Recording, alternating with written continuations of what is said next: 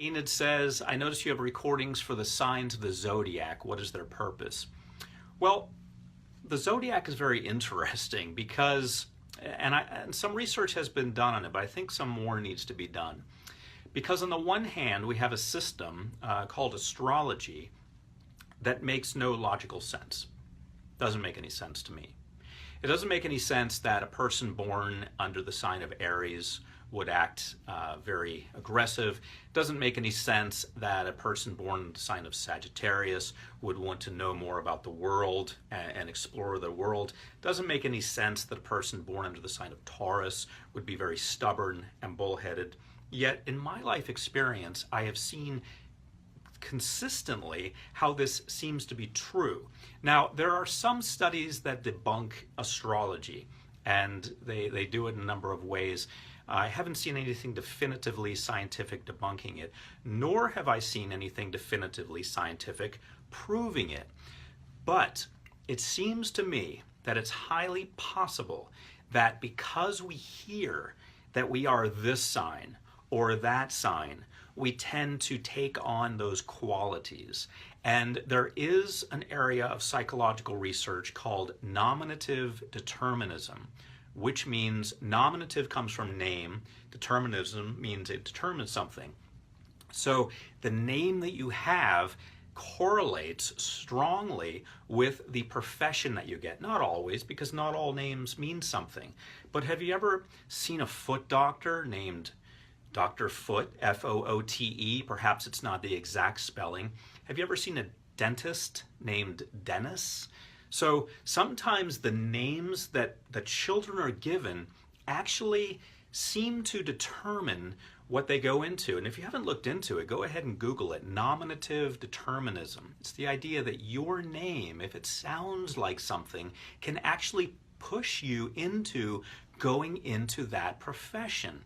And when we see these things, we see, Dr. Hart, just to give you an example, I don't know if there is anyone named Dr. Hart, but just as an extreme example, Dr. Hart is a heart doctor.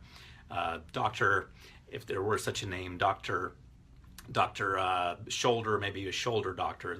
Those are extreme examples that perhaps aren't realistic, but you see what I mean. I'm going over the top to illustrate it. We see people with certain names that go into professions, and it's not coincidence. Studies have shown that there is a correlation between their name and their profession. And the way they study that is by studying what the other people in that person's cohort went into, from where they are, their age group, their gender, and so forth. Do they go into that same profession? What are the odds of them going in that profession? What are the amounts of people going into that profession?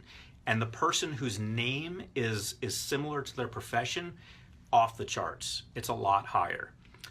My current idea, is that it is highly possible that because you're told you're a certain zodiac sign, it acts like nominative determinism and causes you to take on those attributes. When you think about it, someone whose name is Dr. Hart, John Hart, let's say, for example, becomes a heart doctor.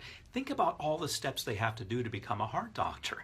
They have to take a lot of steps. You don't just become a cardiologist. You take a lot of steps and make a lot of decisions.